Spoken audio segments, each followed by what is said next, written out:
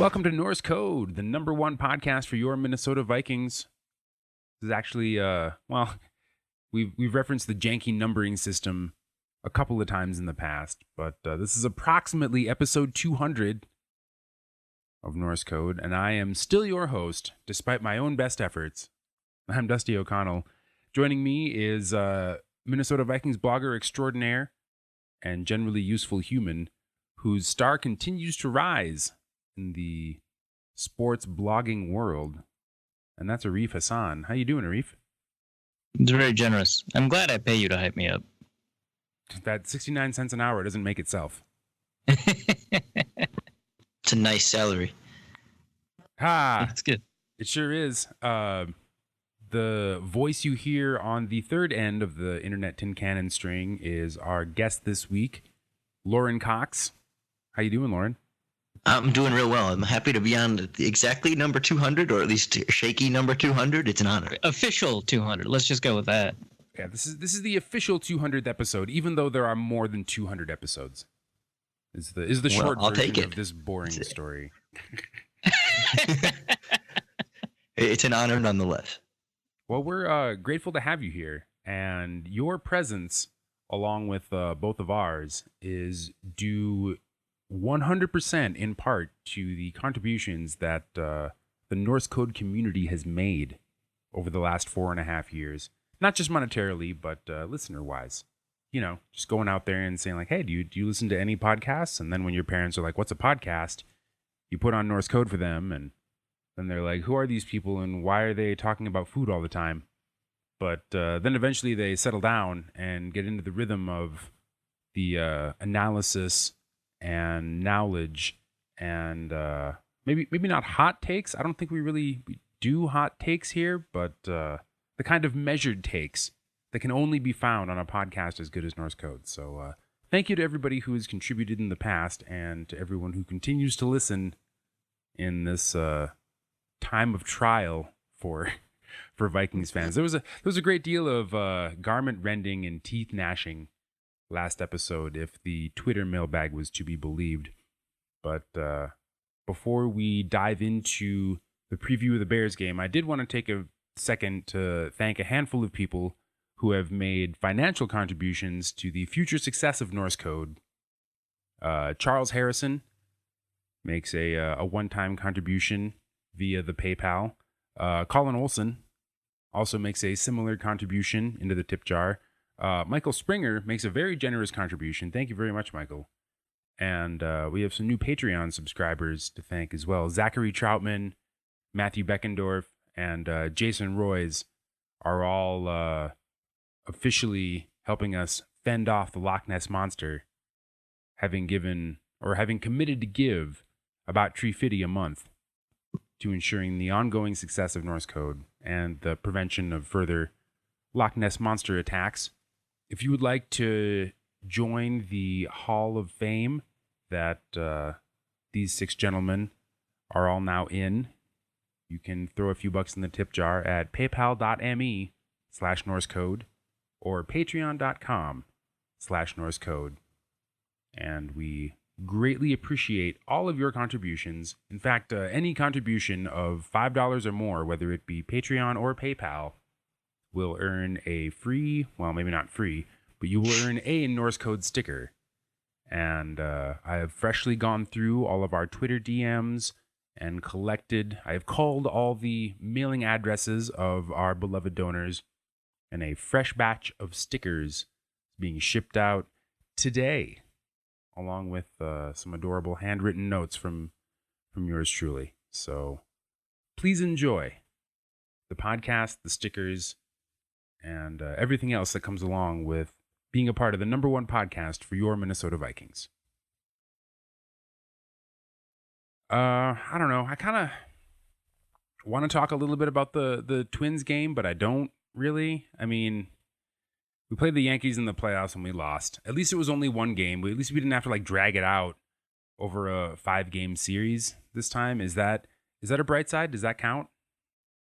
Yeah, no, I guess it's a bright side. The fact that it was a 1-game playoff made it much more likely that I was going to watch it, which I did. and I fully regretted the experience. So maybe a 5-game would have been better. I'm not sure. Well, so Aaron Gleeman, who is my new podcast hero, had a great take in advance of the game. And that is that given the struggles, we'll say, I'm doing air quotes right now, given the struggles that the Twins have suffered against the Yankees in the postseason, you would think that only having to play one game against them would give them a better chance of an outright win.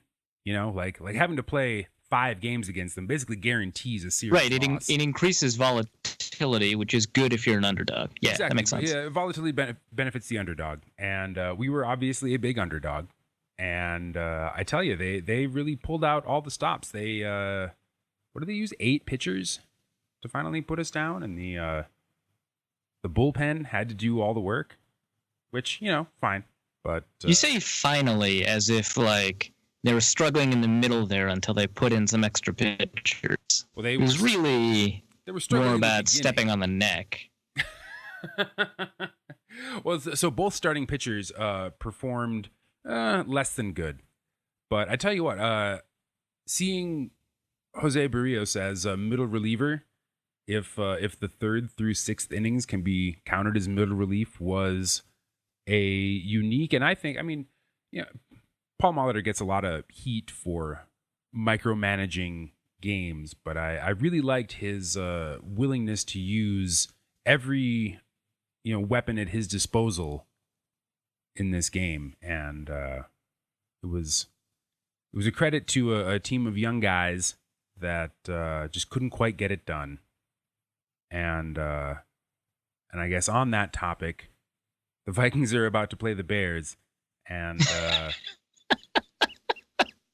Mitch Trubisky is going to get his opportunity to either shine or fall on his face, depending on your perspective. But that's really more your purview than mine. Well, sure. Let's talk about it. Unless you want to like wax poetic more about the Twins.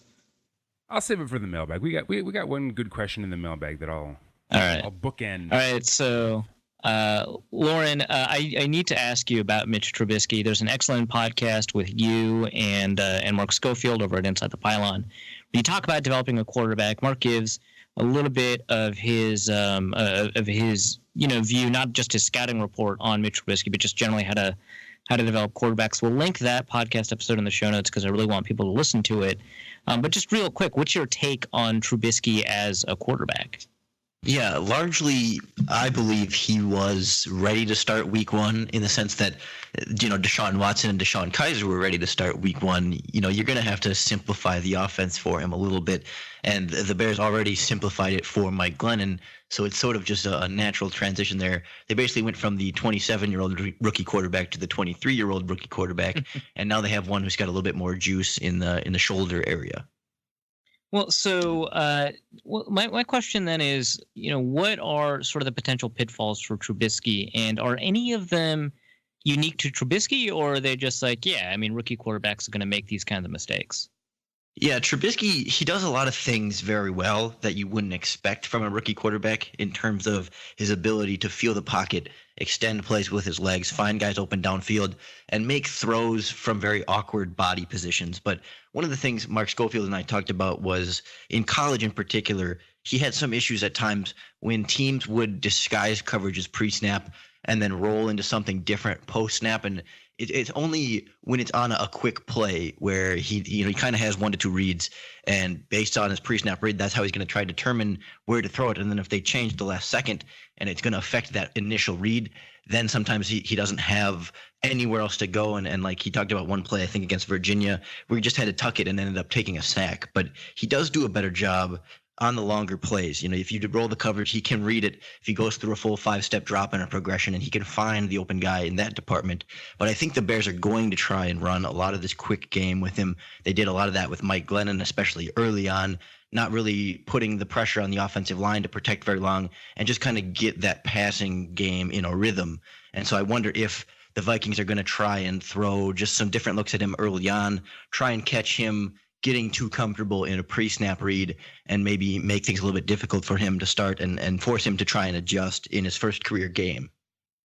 Well, so let's put the question of Tariq Cohen aside for a little bit, just because he's going to be really important to the quick passing game, and I want to talk about him sort of in isolation. But that makes me think of two things. The first, of course, is that after the Denver preseason game, Trubisky was really just getting involved in very quick, short passing in the preseason, and it sounds like maybe that's what they're going to do at Soldier Field on Monday. So my second question then is, do you think that puts too much on a really beleaguered receiving core to kind of make yards by themselves? I don't think so, just because a lot of what these guys were able to do with Mike Glennon was limited by the placement and the accuracy of throws. And a lot of these guys didn't get yards after the catch because they had to adjust themselves to make the catch. And it seems to me when you watch the All-22 that they have guys getting open downfield. The ball's just not necessarily getting there. And because Mike Glennon was slow in processing, slow in decision-making, and then had a slow windup on top of that, it really limited the ability to have those quick timing plays. And he kind of just had to throw his first spot. And we saw him throw some pretty bad interceptions as a result of it. And so I think Trubisky will do a better job of hitting guys where they need to be. You're still going to see a lot of out routes, a lot of curls, and maybe a few slants here and there to get him going. But I do think once the running game gets going and they can work some play action off of that, you're going to see a lot of rollouts to try and get those easy reads to the sideline, maybe a little bit more farther downfield that take a little bit more time, but also put less pressure on the quarterback. He really excelled on those rollouts in the preseason. Does it worry you a little bit that at least up until the Detroit game, and even after accounting for Eric Hendricks, does it worry you a little bit the Vikings have been particularly good at defending rollouts and have been particularly good at tackling, especially from the cornerback position? Both Xavier Rhodes and Trey Waynes have been tremendous tacklers, better than I could have expected from either of them. Does that seem like something that doesn't match up well with how you expect this offense to go moving forward? I think there are going to be some limitations in that sense, particularly yards after the catch. And I think if the Vikings defensive ends in particular can continue to contain well on those rollouts, it's going to force the Bears to have to dig a little deeper into their playbook. And I do think you're going to see a slow start in that regard. But I wonder how they'll adjust at halftime. And I guess that was not one of their strengths in previous years, but I would hope that not having Brian Hoyer, Matt Barkley, Mike Glennon under center, and having a Mitch Trubisky out there would, in theory, open things up for what the offensive coordinator feels his offense is capable of. And I think maybe where you see it the most limited is in yards after the catch, but I think there's some confidence level in Trubisky at least getting the ball where it needs to be and actually throwing the ball past the sticks on third down, which is something that Mike Glennon was not able to do consistently.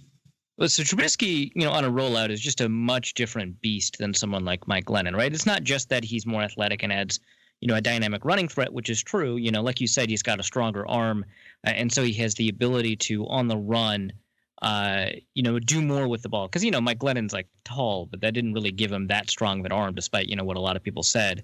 And that provides kind of two dynamic changes to the way an offense would work, say, on a rollout, than it would over Mike Glennon. Do you think that that's a big part of, the decision to move on from Mike Glennon?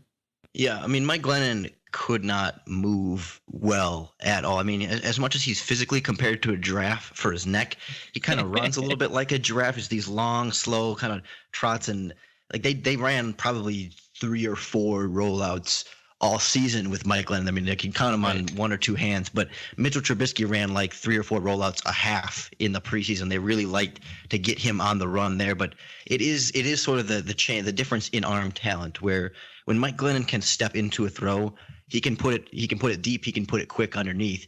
But Mitchell Trubisky doesn't always need that. Sometimes when he can't throw off his feet properly, you'll see a little bit of a placement issue, but it's never a velocity issue. It's never it's not about overshooting or undershooting. It's just about sort of, especially like the far sideline. If he can't get his feet quite under him, you'll see that one drift a little bit more outside sometimes. But he can throw and did this preseason some plays where his feet are just nowhere near me. He's like running, kind of jumps and just flicks it all arm and can really put it downfield on a bullet. Again, in certain situations, I think if the pressure is going to surprise him and comes from the backside or something, that's not quite the case. But when he can feel the whole play in front of him, feel the coverage in front of him, and get a good look at what all is going on in the play, that's when you'll see him make a couple of those wow throws that I think captured the Bears' attention in the pre-draft process.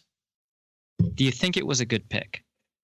I do, because the quarterback position is so important, and I don't necessarily care what you have to give up, because if you get the right guy, it doesn't matter. And if you're the GM and you have conviction and you're willing to stake your job, which he did, on this quarterback, then I don't care if you have to move up a pick or even 2 picks and give up future draft picks. If you get that position right, it solves so much more than you could solve with any other draft picks that they would have used instead. Would you have rather had Deshaun Watson? And that doesn't let's forget how well Deshaun Watson seems to be doing in the last 2 games for the Houston Texans pre-draft. Would you rather have had Deshaun Watson? Yeah, I had Watson 1 and Trubisky 2. Okay. And I would have taken Deshaun Watson at 3, but I'm happy with Trubisky. And I do think, Watson's going to have these ups and downs. And even that last game for the Texans, he had the 4 touchdowns, but the interception he threw in that game was pretty darn terrible. I mean, there's definitely some ups and downs there. And I think we're going to see the same thing for Mitch Trubisky. So I'm just going to dip into the draft real quick because I'm kind of curious. I didn't really like the Bears draft overall. Obviously, Tariq Cohen is balling out, and I actually did like Eddie Jackson, but there's only 5 picks. I didn't like the Trubisky pick that much. Adam Shaheen I like as a tight end. I thought he was overdrafted, and Jordan Morgan I was just not a big fan of. What did you think about the draft overall? Initially I was a little bit disappointed, but I think the draft largely pointed to a long-term plan rather than a short-term plan. To me, this was a draft for 2018 and beyond, and it was sort of a message that the general manager feels his job is safe, and he's able to draft his quarterback in the future, who at the time maybe wasn't going to play his rookie year, even though everybody knew he would, and a Division II tight end in the second round that's going to be raw, and a project, an FCS running back who's 5'6" in the 4th round, and a safety that's coming off of a major knee injury, and a division or an FCS guard in the 5th round. I mean, a lot of these picks were supposed to be more future development, and so I think it was. With that context, I can't get too upset about Shaheen in the second round being very slow and has not played much at all. He's getting 10 snaps a game and is still very much a work in progress. But they've gotten Eddie Jackson as a starting safety from week 1 and on. He's played pretty darn well for a rookie safety. And obviously, everyone knows what Tariq Cohen is. And Jordan Morgan, right. He was stashed on injured reserve, but he wasn't really hurt. They were just going to cut him anyway, so they pulled a shoulder injury out of nowhere after the 4th preseason game. Vikings are well known for doing that. Oh yeah. So I mean, it's the early returns have been light, and that's going to happen with 5 draft picks and Trubisky's kind of in the same mold too. You mentioned all these FCS guys. Trubisky only had a year as a starter, and so the plan was to stash him for a while too until sort of Mike Glennon maybe forced their hand. Yeah, I think the original plan was start Mike Glennon in year 1. Hopefully he plays well, and you can trade him. Get some kind of compensation from another team, even a late round draft pick, and then start Mitchell Trubisky and have gained something from using that year off and signing Mike Glennon to that contract. That did not go as planned, and now Trubisky is in. I think there was generally this expectation that Trubisky would play eventually, but I do feel like this is a little bit earlier than the team had wanted originally. Sure. So it seems like Chicago's on receivers 3, 4, and 5 with 1 and 2 out. I was always a big fan of Kendall Wright. I guess I'm probably wrong about that. And I liked Marcus Wheaton in the draft when he was getting drafted, and he hasn't panned out. Never heard of Deontay Thompson. Can you tell me a little bit about these receivers and what their talent level is at right now? Yeah, I mentioned it a little bit earlier, but these guys have largely gotten open downfield, and the bigger issue has been actually getting the ball to them. And they've had actually some issues with dropped passes. And I think Mike Glennon actually has had the most drop passes of any quarterback in the league by Pro Football Focus's numbers. Don't quote me on that exactly, but I know he's in the top 3 or 5 for sure. And then they've sort of just had this rotation because Marcus Wheaton broke his finger in the preseason. So when Cameron Meredith and Kevin White went out, Deontay Thompson and Kendall Wright were their top 2 receivers, and Josh Bellamy was rotated in there. These are all guys that are I guess Wheaton and Thompson are more long speed guys. They don't have any kind of size at that position in terms of physicality. I mean, I think, Thompson might be 6 foot or 6'1", but he's not they don't have a jump ball receiver. They don't have someone that's going to be physical really at all in the route running. I mean, Josh Bellamy might be the most physical receiver on this team, and he's like 6 foot 210 at biggest. So it's very much a long speed team, with the exception of Kendall Wright, who can do a little bit of that short area quickness. But we're still trying to sort of get an identity for these wide receivers, because their identity has been based on Mike Glennon being able to just check down repeatedly. A lot of these crossing routes and just the quick dump off, the quick out, little reads to the sidelines that haven't been able to test these receivers in more of a real role. And so I think that now is when you're going to see whether or not this receiver talent is going to have an impact on the offense, because through the first 4 games, it was largely negligible because of the quarterback play. So what do you think about their matchups against Xavier Rhodes, Terrence Newman, Trey Waynes, and Mac Alexander? Yeah, it's one of those things where, like, on paper, you're like, oh, Jesus, the Vikings cornerbacks are going to just dominate the Bears. But largely, the specific cornerback matchups this year haven't really played that much of a factor, again, because the quarterback position hasn't been able to really test them. I mean, like, when they played the Falcons, like, Des Trufant, he was fine. He didn't like it's hard to say he shut down the Bears receivers when, like, Mike Glennon had a game this year where he completed 1 pass to a wide receiver. So I guess conventional knowledge tells me that, yeah, the Bears wide receivers are going to have problems with the Vikings cornerbacks, but I guess we haven't exactly seen how these wide receivers get to run a real offense with a real quarterback against a real secondary. And it sort of feels like week 1 all over again, especially at the skill positions. Sure. Well, let's talk about the most potent receiving threat, Tariq Cohen. Is he Danny Woodhead? Darren Sproles? Who is he? He gets the Sproles comparison a lot. And I think the big difference is that Sproles, I think the number they meant, I don't remember the exact number that they talk about, but Sproles put up some crazy bench number at the combine, and he's definitely, Sproles is a more bigger built and stronger running back. And Cohen, he's got the electricity of a Sproles and maybe even a little bit more. I mean, some of the cuts that he's been able to make this year and just change direction without slowing down whatsoever, it's really been phenomenal to watch. But we've seen his playing time through the year fluctuate a little bit, especially when the running game wasn't going. I mean, he had that big debut against the Falcons where he was the Bears passing offense. He led their team in targets and catches and yards and all that. But that sort of decreased a little bit. Week 2, he had another big game, but last 2 games, he's had exactly 4 targets, 4 catches, 24 yards in both games.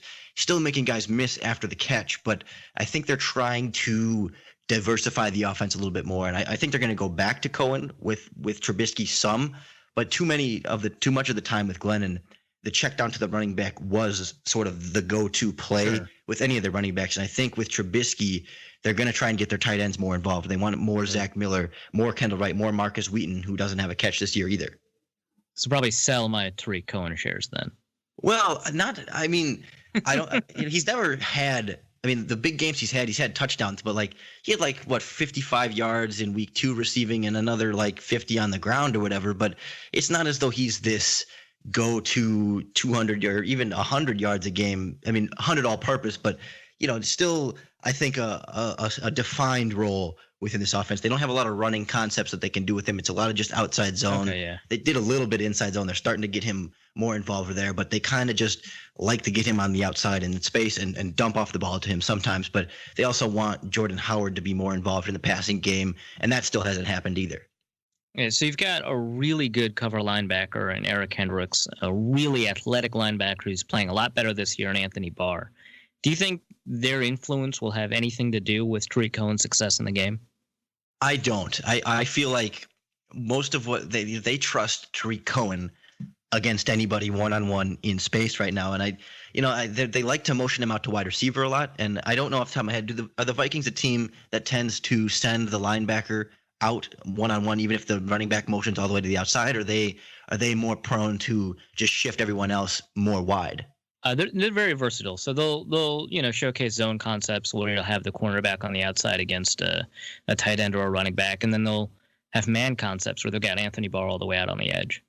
Yeah, because Cohen had a streak where every single time he lined up at wide receiver, the ball went his way. It was something like 12 straight times in over a couple games where if he was at wide receiver, Glenn was throwing the ball there. And it's still like 70% of the time he lines up at wide receiver, he's getting targeted there. So they're going to try and exploit that matchup. And he's not just a quick out guy. I mean, he can run routes somewhat downfield. I mean, doesn't run a full route tree or anything like that, but he'll run the slant, he'll run a crossing route, he'll do a little curl, something like that. And they're going to try and use that matchup that maybe Anthony Barr can generally keep up with him, but if they're both from a stop and who's got the better acceleration, they're going to go with Tariq Cohen on that every single time, get the ball to him in less than 2 seconds and try and let him make a guy miss, because he hasn't gone a game this year.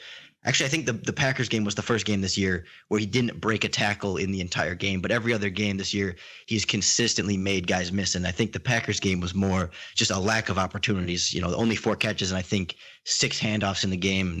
They got Benny Cunningham, their third running back, more involved too. So they're trying to be less one-dimensional through Tariq Cohen, but they're still going to come back to that, I think, when they need to. Well, let's talk a little bit about the offensive line and their matchup against, what is maybe one of the best, if not the best, defensive lines in the NFL. This offensive line, I think, has played below their talent level so far, based off of what I've seen. And also, they haven't been fully healthy, I think, through all 4 games. What do you expect from them, and what are your concerns? I'm surprisingly, I think if you'd asked me before the season, I would have said I'm most concerned about the right tackle, Bobby Massey, going up against whether it's, Daniel Hunter or Everson Griffin. But Cody Whitehair at center, who everyone loved last year, he played phenomenally. Yeah, he was one of the outstanding best last centers. year. Yeah. He's been awful this year, and it's really been a complete 180 for his career. And some of that has been they moved him around. I think he started week 1 at center with a backup left guard in for Kyle Long. And then when that backup got hurt, they moved Whitehair over to left guard and put Hronis Grasu at center. And then their right guard got hurt. And Whitehair's played all 3 interior positions this year. But even when he's been stuck at center, like all last week against the Green Bay Packers, that was the first game where the Bears had all 4 starting offensive linemen healthy, or all 5, excuse me. He still has these sort of mental lapses where he'll either get off in his technique in ways that we didn't see last year with leverage or bending at the waist a little bit, or his hand placement won't be right, or he'll miss a stunt pickup, just little things that you didn't see him do last year, and it's been really astounding. And so I'm concerned about Linval Joseph in particular on the interior. I think that's a matchup that, when the Bears run their outside zone, I think Whitehair will do a good job of moving better than Linval Joseph does, but especially in pass protection, that bull rush is going to be pretty darn effective on the interior of the line. And if that can flush Trubisky a little bit to one side, and then a Danielle Hunter or somebody can sort of clean up around the outside, that's when you're going to see the Bears have those issues. But Charles Leno at left tackle has been largely consistent, and the 2 guards, Long and Sitton, have both been, about what you expect from them. So that offensive line fluctuation, does that kind of explain why Jordan Howard feels like he's been somewhat disappointing this year? Do you think he's playing at the same level he was last year, or do you think that there's maybe something from his end too? Yeah, Jordan Howard has been battling a shoulder injury since week 1 that hasn't gone away, and even against Green Bay, he left the game 2 or 3 times with it, and it came back in again, even in a blowout, which was a very questionable coaching decision, one of many from this coaching staff this year. And so it's affecting him some. Like, he's a little bit shyer from contact and maybe isn't running, at 100%, maybe more like 90%. But a lot of that too has been the offensive line, and getting to the second level has been an issue for these guys. Cody Whitehair is taking weird angles. Like, Jordan Howard's one of his worst games this year was against the Buccaneers, and there were so many of those plays where you go back and watch and you can pin it right on someone at the second level missing a linebacker. So when I watch this Vikings team, I get a little bit concerned about a Barr and a Kendricks that can, sidestep the offensive lineman at the second level and come up to Jordan Howard, who might not be as inclined to try and run them over or bounce off them to get more yards. I think you're going to see some more offensive line issues limiting the Bears running game in this, which is going to put more pressure on Mitch Trubisky, which is something they 100% would like to avoid. And you think that Trubisky is going to be under pressure for most of the game because, generally speaking, 25 to 40% pressure rate, if we're using PFF numbers, seems to be the range at which quarterbacks are impacted by pressure. 25% is like your Derek Carr territory. 40% is like your Teddy Bridgewater territory. Even Case Keenum this year, yeah. Yeah, right. Case Keenum, I think he was at 50% last week, so which I would think is mostly actually his fault.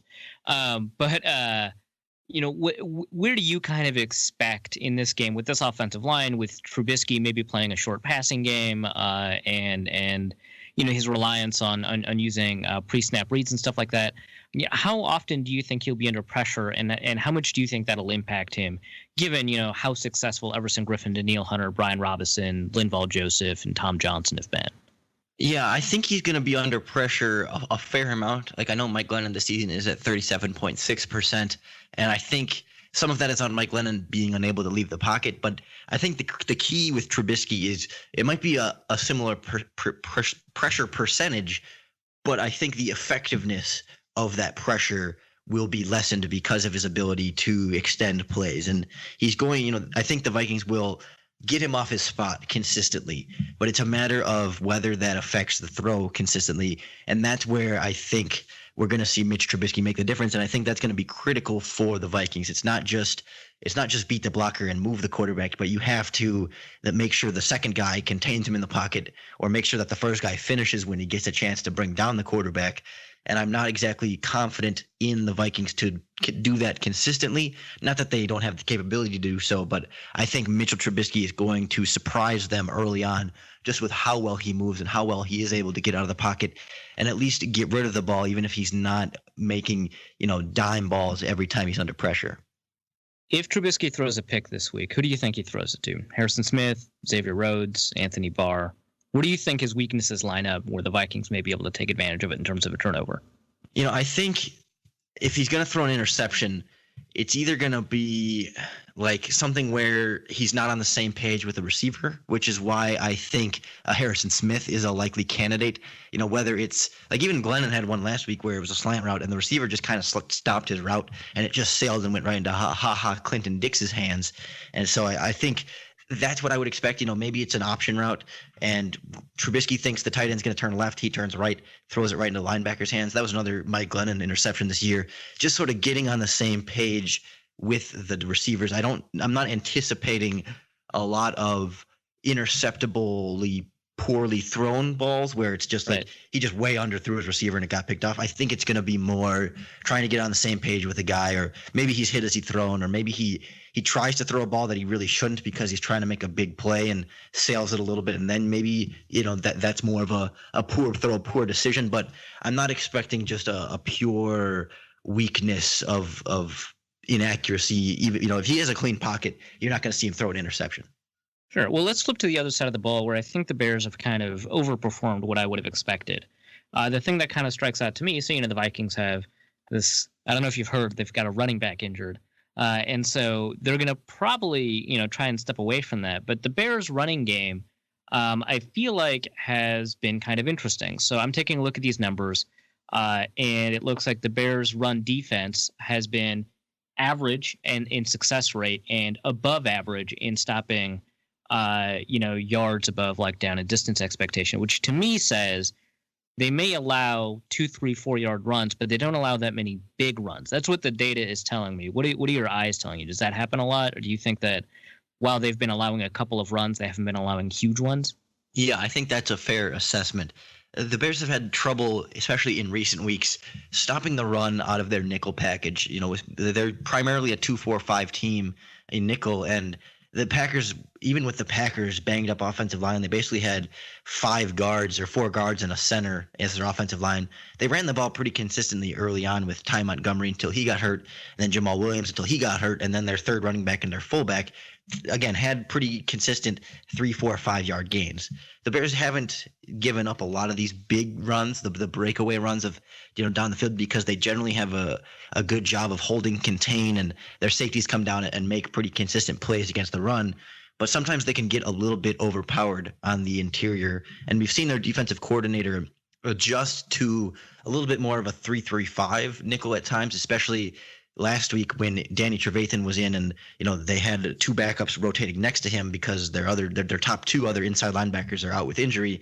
Now this week there's no Danny Trevathan at all, so they'll be on their fourth and fifth inside linebackers will start the game, and that does not necessarily bode well. Like, I think both of those inside linebackers are better against the run than they are in coverage, but that doesn't mean they're necessarily above average against the run. I think there's still some real concerns there. And when Akeem Hicks and Eddie Goldman are both getting double teamed on the interior, and those are your only two down defensive linemen, they have some issues finishing plays without having a defensive back have to step up and make the play.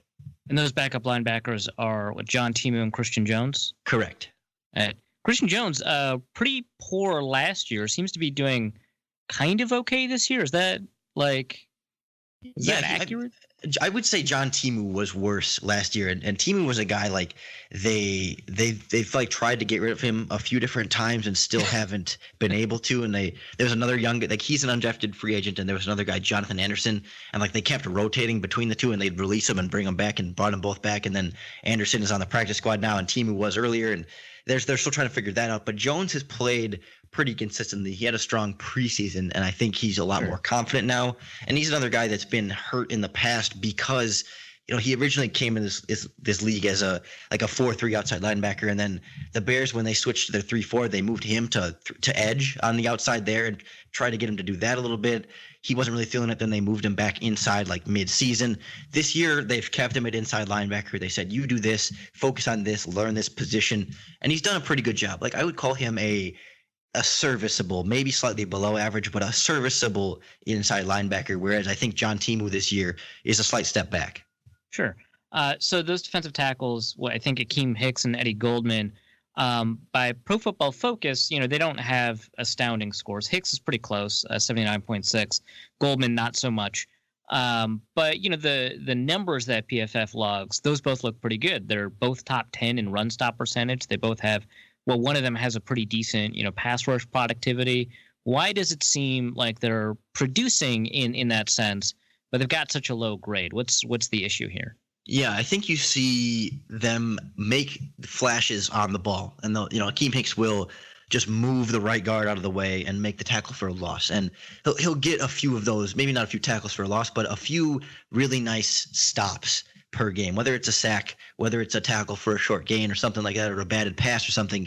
But then there's other plays this year where he just gets a little bit too, like, he'll go too far upfield, or he'll get just blown off the line by a double team. And that's something he was better at in years past. It's been a little bit surprising that he's been worse at it this year, but he is a guy that plays incredibly too many snaps. I mean, last year, I think he was something like third among 3-4 defensive ends in snap percentage. This year, he's still hitting about 80% of the snaps a game.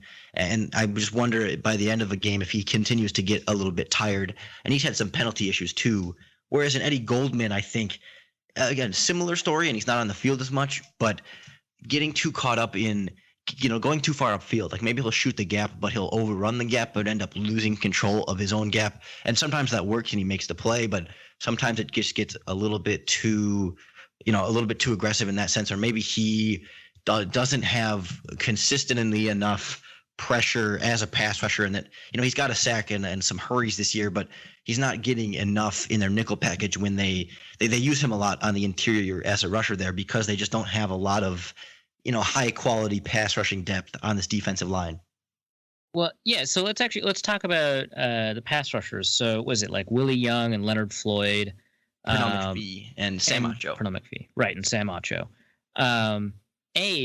Shouldn't Pernell McPhee be playing better? B, why isn't Leonard Floyd good? So Pernell McPhee, he made his season debut, his 2017 debut week 1. He missed all of the preseason and all of training camp. He showed up at training camp, and he's always had chronic knee injury. I think it's on his right knee, where it's just always been an issue, even back when he played with Baltimore. And they kind of just always get as much McPhee as they can per year. But he shows up to training camp, and there's something wrong with the other knee. And the Bears didn't say what it was. They called it a, quote, knee irregularity. And he missed. Jesus. Yeah. And he was on the PUP list through all of the preseason and training camp. And we didn't know if Pernell McPhee was ever going to play football again, if now both knees were shot. Comes back week 1 and plays like 4 snaps and looked like an old man on the field, but he slowly played more and more each week. It was like 4, 24, 27, 34 snaps, slowly a higher percentage of the snaps each time too. And he kind of comes on the field in a lot of specifically pass rushing situations. And so far he's made plays. It's a lot of these flash plays. He's got 2 sacks and made a big hit against Jameis Winston in week 2. And it's sort of that's all they're going to get from Pernell McPhee. He's a rotational pass rusher at this point. He still holds up pretty well, but he just doesn't quite run as smoothly. And I think they don't want to overuse him in any sense of the word. But Leonard Floyd, on the other hand, he's been just kind of bad. And I think it's largely because he hasn't grown very much from a technique standpoint.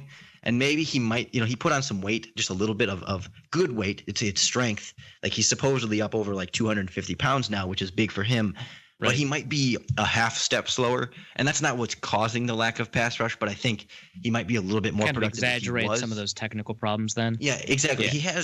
He has like a go-to move, a couple go-to moves, and teams have figured that out. And even bad offensive linemen have done a good job of he's going to try and go around the outside. So you just push him down and around the pocket. And every once in a while, he's going to make that try and shoot the inside. And if you just get a good hand on him first, he's not going to be consistent enough to swat those away and get a free release off the line of scrimmage. And actually, the Buccaneers did a very good job of chipping him consistently. Tight ends, running backs, every other play. Someone was putting an extra shoulder into Leonard Floyd, again, to disrupt him right off the line of scrimmage so he can't get from 0 to 60. And if you can't get that quick snap release, then he's done for. Well, okay. So do you think that, we'll be in a situation where I think it's going to be Case Keenum. Maybe it's going to be Sam Bradford. But do you think we'll be in a situation where the Vikings will end up having, better pass protection in this game than they did maybe last week? This seems like the kind of thing where, in theory, yes, they should. Right. But right, in theory, it feels like the Bears are just due for something a little bit better. That last week against Green Bay, they kind of got punched in the mouth, and everyone was ready to turn on Mike Glennon, and that team quit by about halftime and didn't really show a lot lot in the. Did I hate saying that about players on the field when I'm like in my couch at home, but it really and listeners know I hate saying this, but it really felt like they just stopped caring. Yeah, I mean, from home, they were ready for a new quarterback. They could all kind of see that Mike Glennon wasn't getting it done, that the turnovers and everything going wrong, that they needed a new, fresh face there. And so I think you're going to see them come up this week. Maybe the Bears put some points on the board early on, and the defense can be a little bit more aggressive. They can feel a little bit more confident.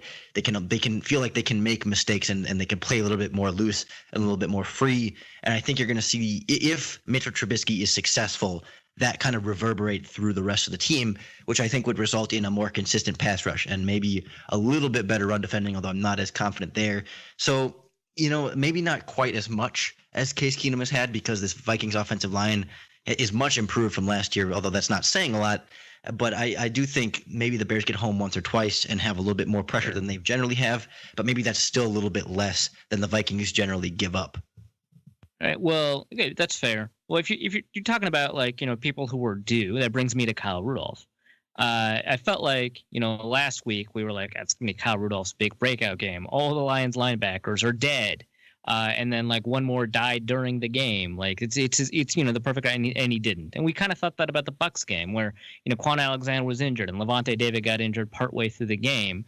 The Bears are on their, what you said, 4th and 5th linebacker, right? Do you feel like maybe this is Kyle Rudolph's breakout 2017 game? He had 800 yards last year. Do you think that this is or Eddie Jackson and Adrian Amos just playing too well? They'll just put a safety on him. What do you think?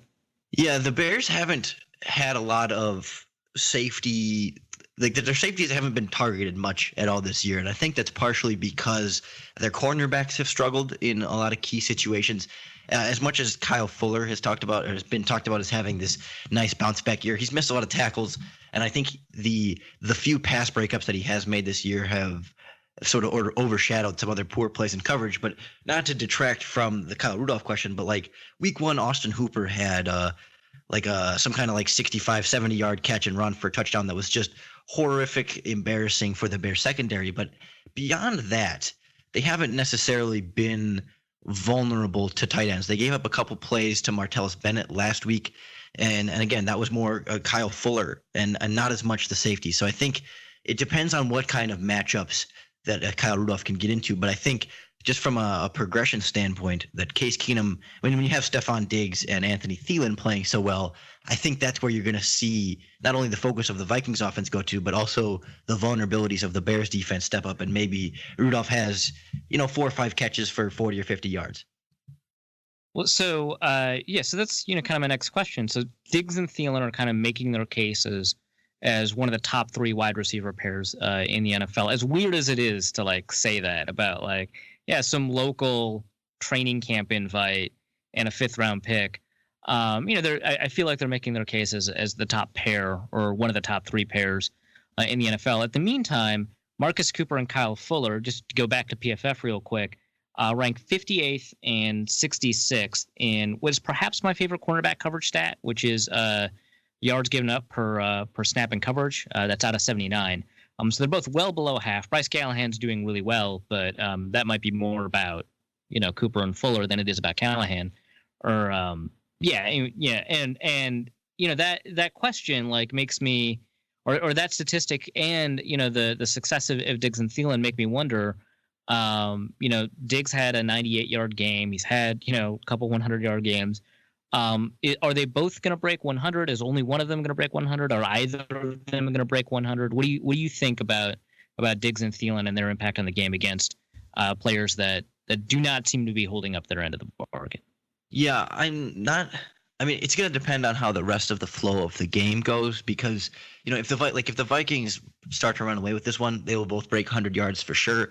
But if it's close to the very end, I don't think so. You might see one have a bigger game, and I think you're going to see a couple big plays here and there, but it's not going to necessarily be this 12 catch 140 yard performance or anything. I think you're going to see maybe a lower volume but higher efficiency in terms of those big plays. Kyle Fuller is probably due for one somewhere down the field, and Marcus Cooper's been just blown by speed receivers this year a few times. Martavis Bryant got him a couple times, and even last week, Jordy Nelson, as old and slower as he is, there was a play where he just absolutely torched him downfield, and Aaron Rodgers really underthrew the ball, but then Marcus Cooper and Kyle Fuller both completely overran him and basically gave up a touchdown. Another safety tackled him down at the 2-yard line. But regardless, those big plays are there, and we've got young receivers that move well like those two. You're going to see Kyle Fuller and Cooper vulnerable, but the Bears do rotate in Prince Amukamara with the starters. They have a 3-man cornerback rotation right now that doesn't have. What happened to Amukamara? Why isn't he amazing?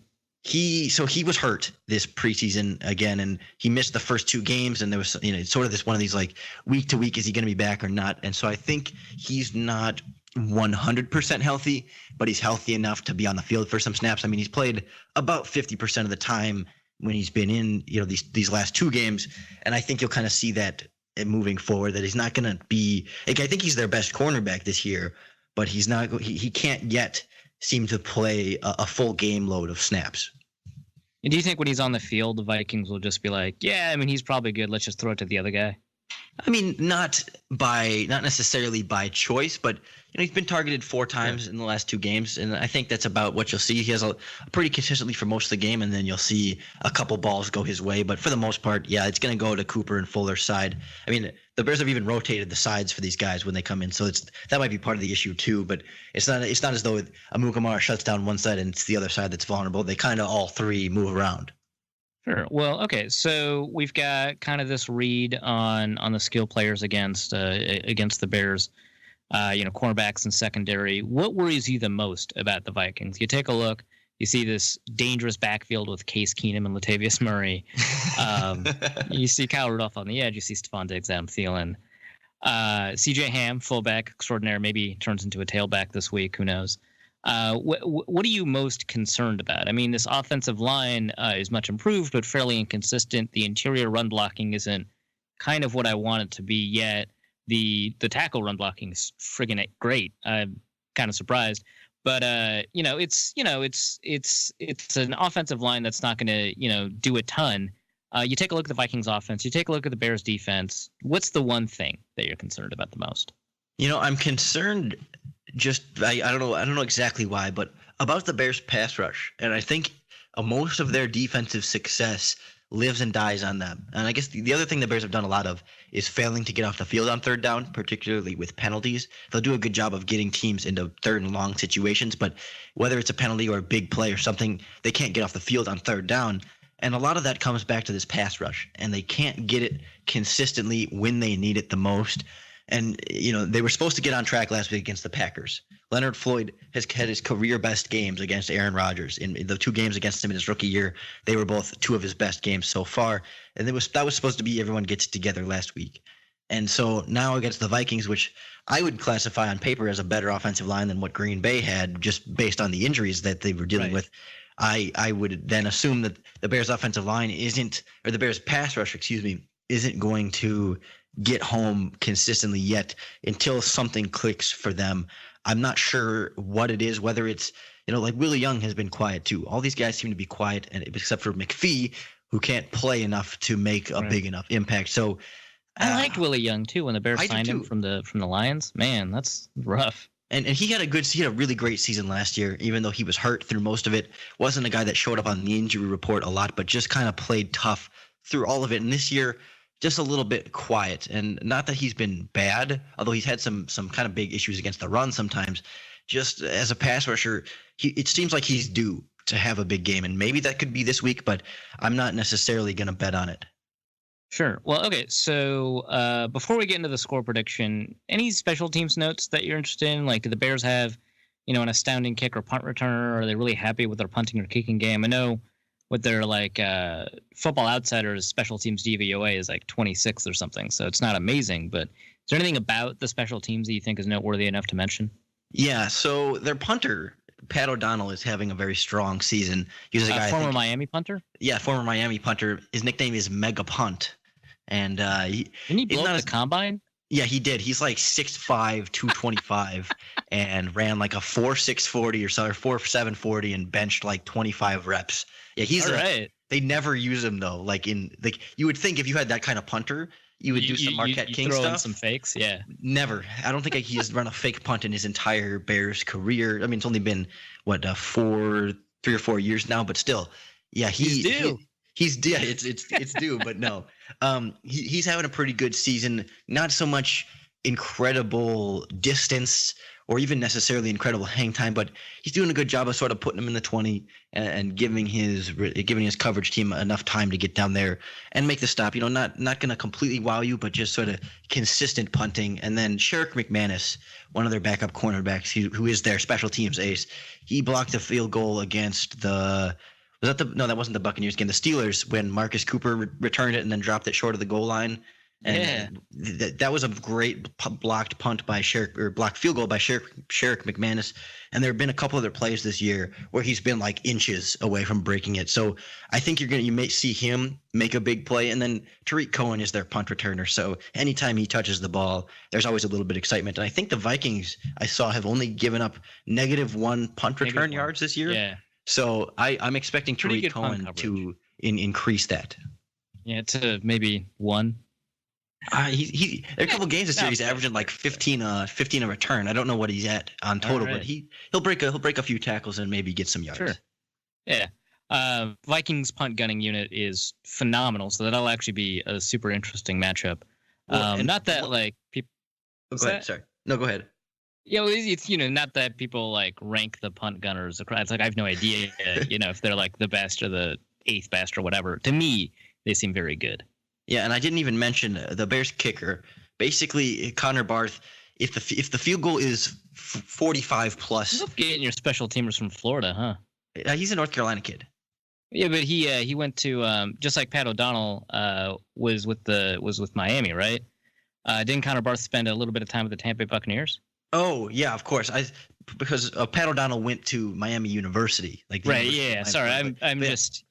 Yeah, and the Bears had signed Roberto Aguayo this preseason too, so they had both of the Buccaneers kickers, and that neither one is good, and neither one can hit from 45 plus. If the Bears attempt a long field goal, the Vikings will get a chance to return it the majority of the time. Barth hit a 50 plus in week 1, and it blew everybody away, and he has not been able to hit a deep kick since, and he probably won't for the rest of the year. So if it's under 40, he'll nail it. If it's greater than 45, good luck. I do like the idea that Pat O'Donnell, 6'5", enormous, blew up the combine, is a directional punter. That's hilarious to me. Yeah, and I just get him the ball, let him throw it or something. I mean, come on. All right, let's get some score predictions. Caveat: we don't even remember what they are. We never check back. We never tell guests if they were right or wrong. So go hog wild. Who do you think will win the game and by how much? I've been going back and forth on this one all week, and I'm still hesitant to go either way because I feel like the Mitchell Trubisky's magic is going to. I mean, he's being hailed as the savior of Chicago. He is the Messiah, the chosen one to come lead this team into the promised land. But man, the Bears have more issues than just the quarterback. As much as I made it seem like that when we were talking about the receivers and some of the running game, the quarterback will not solve all of the Bears' problems, and the Vikings have been playing pretty darn well. But that being said, last year, the Bears played the Vikings on Monday Night Football with a brand new quarterback coming in about week 8, Jay Cutler, and they pulled off quite an exciting upset against a Vikings team that was at the top of the NFC North and considered like a potential playoff Super Bowl contender, and sort of turned their season at that point. So the football magic, the exciting football matchup would be this big comeback game for the Bears, this sort of storyline fairy tale debut for Mitchell Trubisky. So I'm going to go 27-24 Bears. Maybe it takes overtime, but I'm going to give them just the slight nod there. Wow. So I think Bears fans are overselling Mitchell Trubisky, but I am also worried about primetime Vikings who have underperformed their regular season in primetime games pretty consistently. Plus, the Vikings have some sort of curse at Soldier Field. They've had been for the past 10 years. They've underperformed themselves, and the Bears have overperformed against specifically the Vikings when the Bears are at home. Worried about that too. But I really don't respect this Bears team. I'm sorry, Lorin. I don't blame you. I thought they would start 0-4. I was blown away that they beat Pittsburgh. I really did. And they kind of took it to Atlanta for a bit, didn't they? Atlanta took a early lead, and then the Bears came back and made it close at the very end. But Atlanta was in control for 3.5 quarters. Sure. Fair enough.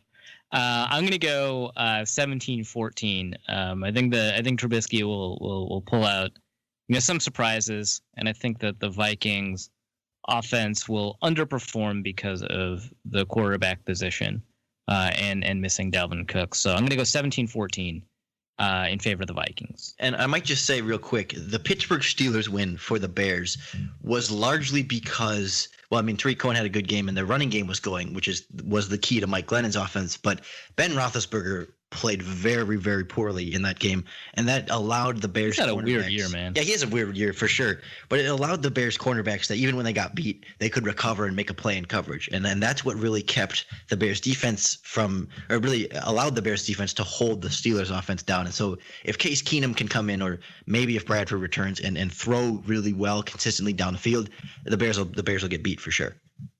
All right, we've got at least one mailbag question for you specifically. Dusty, do you have it? Yeah, it's actually a question from Don from Ohio. Oh, hey, Don. How's it going? Long-time listener, first-time caller. He's a local Vikings troll, so. Yeah, I actually think he doesn't really troll the Vikings anymore. He just trolls us. All right, so what's Don's question? Are you really that tall, or are people around you just that short? So I am 6'5", 200 pounds. Not quite Pat O'Donnell big, but I've got some length to me. Yes. The best part is that you look like you're 16 years old. I am 21 years old, if that helps. But yeah, I also do look like I'm 16. Yes. A simultaneous blessing and curse. That's right. My combine numbers, I ran a 4.9. No, here's my height, weight, age, school, University of Wisconsin, redshirt senior. Actually, I'm a regular senior, not a redshirt. But I'm entering the combine this year, hoping to be a 7th round pick. But well, we're rooting for you. Would you cross somebody up, or would you get crossed up? I'm gonna say get crossed up. At least you're honest. Would your pants be on fire afterward, or would you just be like a normal Yeah, how badly do you get crossed up? Not too bad. How about I'm not gonna fall over and hit my face on the Ankles ground intact then? Yeah, ankles intact, but just can't quite flip the hips as quickly as I need to. Not going to be like that time that Derrick Rose crossed up a baby. Correct. That was amazing. All right. Well, we've only got a couple more questions, so you may as well stick around, unless you've got somewhere to be. I mean, in the next 5 minutes. I have class in 15 minutes, but I could stick around for them if you need me to. All right. Well, I'll make it quick. Okay. Kenneth Allen writes in, I mean, you addressed some of this in the discussion, but should we as Vikings fans worry that we have no real tape on Trubisky? Is that overblown? People say it makes a big difference, but does it really? I don't think it's going to make a huge difference. I think the Bears are going to pull out 5 or 10 plays in this game the Vikings won't be prepared for, but largely, I mean, they're not going to – NFL offenses do similar things. No one does anything new. They just do the same thing in different ways now. And so I think you're going to see maybe they won't be prepared for some of the physical tools that Trubisky has, but in terms of what the Bears try and throw at them, I think – they'll largely be able to prepare for it as they would any opponent. Kyle Slaby writes in, I have bear sticks in the fridge, like a beef stick, but made with bear meat. Is that the proper Monday snack for the game? Absolutely. What kind of question is? I think he just asked the question to brag about his bear sticks. He knows that's the right answer. Yeah, where does one acquire bear sticks? I don't know. Maybe he should tweet back at us because I'm curious. I want to meet the guy that is responsible for finding the bear meat. Right? I mean, it's better than Viking sticks, I suppose. Well, that would be illegal. I'm just going to throw that out there. Lorin Cox, eater of people. They call it the purple people eater. What do you know? Oh, there you go. At Cox Sports 1 on Twitter. Fantastic handle, by the way. I wanted to get around to that earlier. That's a fantastic handle. Nice. I don't get enough credit for that handle. I feel it's amazing. Once a year, someone's like, "Hey, I like your Twitter handle," and I'm like, "Thank you." You really did drop the ball on letting Katie Nolan leave, though. Oh, I know. We tried to keep her contractually, but we just needed to funnel Skip Bayless and Shannon Sharp a little bit more money. Yep, fair enough. Yeah, that makes every sense in the world. Contract ceilings are just the absolute worst. Lauren, my favorite thing about Fox Sports is that Skip Bayless and Danny Trevathan got the same 4-year, $24 million contract. And they both should be suspended. But by the way, we didn't even ask. What did you think about the hit that Trevathan got? 2-game suspension, then appealed back to 1 game, right? Correct. Yeah, I don't know. I kind of went back and forth on this because it's easy to slow down a play and look and say, oh, well, he should have done X, Y, Z. He shouldn't have led with his head and probably right. But I don't feel like he intended to injure Devontae Adams, and I don't feel like, like if he had been a second earlier or a second later, it wouldn't have been a big deal. It was just such a clear timing thing. Like I agree that probably, based on the rule, you should suspend him, and it was a bad hit, and it's something that I'm sure he regrets, and he didn't mean it, but. I don't want to crucify him for it the way, some Packers fans felt like he should have been suspended for the whole year or, especially the emotions afterwards of seeing that hit. It was really bad, but it wasn't. Right, and the outcome also like stretcher, right? The outcome was I think drove a lot of the reaction too, right? It's not as if, what he did was dirty. It was probably careless, reckless. Yeah. But not dirty. Like he's not Vontaze Perfect. Yeah, I think dirty implies an intention of, and I don't think he had that. So yeah, reckless but not dirty. That's how I like it. All right, cool. That's how I like all my women. All right. Sorry, wow. you're right. you're 16. That was not appropriate. Is this an R-rated podcast? Should I get my parent in the room? It is now. Mom, hide your kids, hide your wives. It's the Norse Code podcast. Yeah. Well, unfortunately, we have already settled on our tagline for this season. Lorin, we can find you on the Locked On Bears podcast, Draft Breakdown. Great podcast, by the way. Bears Wire. Thank you. This is your opportunity to plug yourself and whatever you're working on for the following week, because you will get at least 5 people who are curious about your work. I'll take those 5 wherever they will come. Yeah, I mean, Arif pointed out the Mark Schofield podcast on Locked On Bears, talking about general quarterback development philosophy. Focused a little bit on Mitch Trubisky, but we talked a lot about, Mark was a college quarterback at Wesleyan University, and we kind of talked about the value of, having, like, the Bears have Mark Sanchez on the roster as sort of a player coach. And we talked about how to properly handle a quarterback, whether these guys need to sit for a couple games, whether or not a Mitch Trubisky was ready week 1, whether he's ready now, and sort of how quarterback development works long term. So that was a lot of fun, and I definitely recommend that podcast, not only for Mitchell Trubisky talk, but just sort of general quarterback philosophy. But you pretty much hit everything on the head. Bears Wire, Pro Football Focus, a little bit of draft breakdown, Locked On Bears podcast. Well, there it is. Lorin, thank you so much for being on the show. You may now hang up and listen, or you can just go to class. It's up to you. I'm probably not at this point. I was on the fence about it, and yeah. A real senior. Love it. That's right. I'm getting out of here in December, so yeah. Hey, congrats. That's coming up. Yeah, oh yeah. So what's your degree in? I'm doubling journalism and communication arts. What's a communication art? Like radio, TV, film. Okay, cool. That's what I went to school for, and look where it got me. And host of the Norse Code podcast. I mean, it's something to shoot for. The #1 podcast for your Minnesota Vikings. Yeah, how do you measure that? I'm just curious. Is that you search iTunes for Vikings and that's #1? No, we just decided. That's one way you could measure it. I don't think that's what we did. We really believe in analytics here. I just said it one day and it stuck. The ear test told us. Hey, that's right. No, I respect that. Real recognize real, and you're looking pretty darn familiar right now. And no one else has ever come at the king, because they know if they do, they best not miss. That's right. Hey, I'm just happy to be on the #1 Vikings podcast.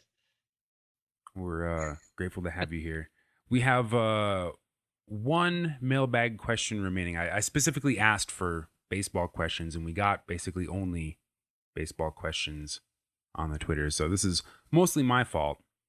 But Kyle Slaby writes in, if the Vikings had to sign one Minnesota Twin for a game and then start them, who do they sign and what position do they play with at least a 33% snap requirement? So I have no idea, but I assume it's the one that the Star Tribune columnist called fat. No, there's actually a very clear and obvious answer to this question. Is it Byron Buxton? Yes. Okay.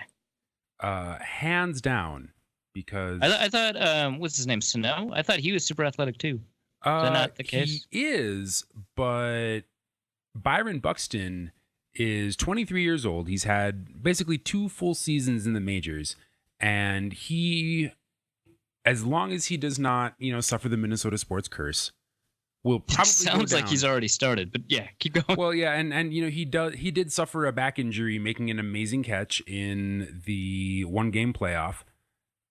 But Byron Buxton is likely to go down in history as one of the best center fielders to ever play the game. Oh. So he should play safety. No, he should play wide receiver. That was the other one, I figured. All right, so you guys aren't putting Bartolo Colon at tight end? I mean, Bartolo Colon can play center. There's a little bit too much technique, I think, for tackle. That's why I said tight end. Fair enough. Well, we haven't had a center that can tackle for a hot minute, so. But no, seriously, Byron Buxton at wide receiver, because his ability to run down balls in center field is unparalleled in the league. Even his rookie season, he finished #1 in the league in zone rundowns, which is basically like a measure of like how well you can cut angles and reduce a hitter's ability to advance bases or score runs. And that kind of route running is something that the Vikings could really use. So I've got a question about baseball. You may be able to answer it. Do the size of the zones differ based on the range of the players, like the left field, center field, right field? They do, but they are also dependent on the shape of the field that players play. Christ, baseball's so dumb. Well, yeah, because not every center field is the same dimension, you know? Like, certain fields have deep centers, certain fields have narrow centers.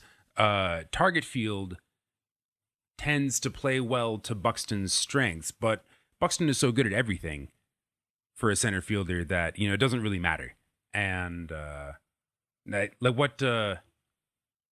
what makes him so lethally good at his position, I mean, one of many things, is that whatever field shape he's playing in, he can find ways to cut off a ball so that it doesn't bounce off the wall, and he can turn what for a normal center fielder, when the hitter hits the ball, would be a triple into a double, or he can turn a double into a single, or he can turn a single into an out every now and then. You know, he It really does sound like he should be a safety, though. Like, this sounds like it's also applicable to safety play. Well, yeah, but he's a little guy, oh, okay, fair enough. Well, how tall tackle, is he? He's Jim Leonard. Not really. He's more of a Right. catching and a He's Bob running Sanders. guy than a swatting guy.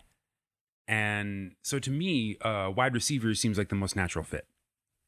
I'm Googling his height right now. You know, Jim Leonard is the defensive coordinator here at Wisconsin. Oh, he's 6'1". He can be a safety. It's fine. Well, all right. I'm just Well, saying. look, the downgrade from Byron Buxton from Anderson Dayo to Byron Buxton, maybe it's negative, maybe it's minimal. The downgrade from like Adam Thielen to Byron Buxton is pretty massive. Yet 33% snap requirement. Well, and I'm thinking of Byron Buxton as Cordero Patterson, except he can run a route intelligently. Yeah, but he's used to like having the play in front of him, tracking down the ball coming from the other direction. Evidently, hits. So there's that. Well, he's not that great of a hitter. This year he's gotten better, but they've been doing we won't know if any of the stuff they've done to adjust his swing technique has any lasting impact on his game for a season or two yet, because baseball. Joe Mauer 6'5", 230. Holy crap! Yeah, I guess he was a quarterback, but still, damn. All right, that was Norse Code, your Vikings podcast. You think Joe Mauer would be a better quarterback than Kyle Slaughter right now, though? No. Yeah, absolutely. Nope. What? Doesn't have the legs for it and can't throw as hard. So he's Mike Glennon. Okay, sorry. I thought I meant Yes. Yeah, right. Had Joe Mauer gone through a quarterback development system? Oh, I meant right now. Yeah, sorry, right now. No, yeah, sorry. No, the point of the question is right now, and I still think so. He's at one concussion away from dying, though, right? So maybe not. Well, and plus he couldn't play catcher anymore, despite being the best catcher in the majors for years, due to the strain on his legs. I mean, he still suffers from bilateral leg weakness, and that is not. Does that just mean both leg weakness? Yes, that does mean both leg weakness. Yes, he's got the shaky legs, and that is not a position you want to find yourself in with a quarterback. Well, flip side of that, one Vikings player you'd put on the Twins. Man, Has to be in there for 3 innings. Wow, that's tough. Well, so functionally, I think Kyle Rudolph played a bunch of sports. I think so. Kyle Rudolph definitely played basketball at Cincy. But I think he also played baseball. It's kind of big for a baseball player, but whatever. I think you can flip it around. I think Harry Smith would be most interchangeable as an outfielder. I mean, basically, without any kind of training, none of these guys are going to be able to hit a baseball. So you're really looking for defensive production, and like you were talking about, Arif, defensive skills from a safety are most similar to an outfielder's skills. Right. So, Fair enough. I'm just trying to figure out who played baseball. That's all. And I don't remember who. well. I can tell you right now, there's a huge difference between having played baseball and playing baseball. So yeah. Thanks, Dusty. Captain Obvious signing off. Yeah, but throw that outfielder in a wide receiver. He's ready. But he's just so fast. Like Byron Buxton is so fast That's all you need. He would Yeah, appear inside someone else's uniform. Like you would think. 3 archers in the league, right? Exactly. You'd have Stephon Diggs lining up on the left and Byron Buxton lining up on the right. And then, Sam Bradford launches a ball down the left sideline. And inside Stephon Diggs' uniform is Byron Buxton. Because he's just that fast. All right. So he's 188 pounds. He would die. Well, assuming anyone could hit him. He could just be the Devin Hester role on offense, where he's at wide receiver, but I mean, he can't play the position. There's a 33% snap. Well, we can't just have him returning kicks, which, hey, maybe that's what they do with Devin Hester. Hester. They put him on the field for we can't just have him returning kicks, put him at wide receiver for half a game. He's just way better at it than literally everyone else who's ever played the position. Yeah, no, I'm smelling what you're stepping in. Hence the, all right, thanks for coming on to the show. comparison. That ended really well. Surprisingly, no food questions. Well, the bear sticks. Well, no, the Bears. Yeah. Okay. Yep. Excellent. Wouldn't be Norse code without it. This has been episode 200-ish of Norse Code. Thank you so much, Lorin, for being on the show. We will return with a recap of this game, potentially a 3-man pod. I don't know. We were talking about doing a 3-man pod for episode 200, but it's a moving target with these people. So, and if I may share one last food take. I've been chastised for this many times, but if you get Uncrustables, the sandwich, if you get the ones that have Nutella on the inside, you take 2 of those and you use them as a bun for a burger. Greatest thing I've ever eaten in my entire life. Whoa! That is dynamic, out of the box, great thinking. B, you need to taste better food. I'm sorry. So here's what I'm saying, though. Because of the Uncrustable, as you bite into the burger, the Nutella inside of your bun melts out onto the burger as you eat it. I'm aware of the idea. We have the reverse here in Minnesota. They're called Juicy Lucy's. The chocolate is inside the burger? Well, the cheese is inside the burger. Oh, I'm talking about chocolate. Nutella specifically. Well, okay, so why not the peanut butter and jelly Uncrustables? Because peanut butter on burgers, tried and true tradition, tastes great. I've had jelly on burgers. It's actually been pretty good. I'm a little worried about this chocolate idea. Technically hazelnut. I'm telling you, savory, sweet. You season that burger, put a little Lowry seasoned salt in there. Oof. Lowry seasoning salt. You need to. You're still in college. Okay, never mind. Yeah, I as soon as you said Uncrustables, I just hit stop on the recording. I was. There's about 1,000 calories per burger. Yeah, you know what's better than that? Donuts. Luther burgers. There you go. Fantastic. Well, what isn't improved by a donut other than a score? I was going to say diarrhea, but that works too. It's better, right? Like it's the burgers. I mean, the donut's far worse, but Yeah, I suppose. Oh my gosh. Well, that's going to do it for this episode of Norse Code. That's one way to end the podcast. Well, yeah, it's a way. It's not the most ignominious end we've had, but it's up there. We'll be back with a recap in just a couple of days after the Monday night game, as I teased potentially a 3-man pod. And either way, for Lorin and Arif, and of course our long-suffering producer James, I'm Dusty. Demand excellence. Demand Norse Code. Norse Code is the largest and only division of Norse Code LLC. You can find Norse Code on the Daily Norseman, SB Nation's Vikings blog at dailynorseman.com. You can also find it on iTunes, Stitcher, Google Play Music Podcasts, or wherever else fine podcasts are aggregated. Our Vikings blogger extraordinaire and generally useful human is Arif Hassan, who can be found on Twitter at Arif Hassan NFL. Our intrepid producer and occasional co-host James Pagachnik can be found on Twitter at Big Mono or curating the official Norse Code Twitter feed at NorseCodeDN. I'm your host with a firm grasp of the obvious, Dusty O'Connell, and my name is my handle on Twitter. If you'd like to donate a few bucks to the show, your one-time donation can be made at paypal.me/NorseCode, or a recurring monthly contribution can be made by visiting patreon.com/NorseCode. Please visit our website, NorseCodePodcast.com, where you'll find links to our Facebook and YouTube pages, along with the episode archive and some other good stuff. And any questions or comments that won't fit in a tweet can be emailed to NorseCodePodcast@gmail.com. And on behalf of the entire Norse Code staff, thank you so much for listening. Our formula is this. We go out, we hit people in the mouth.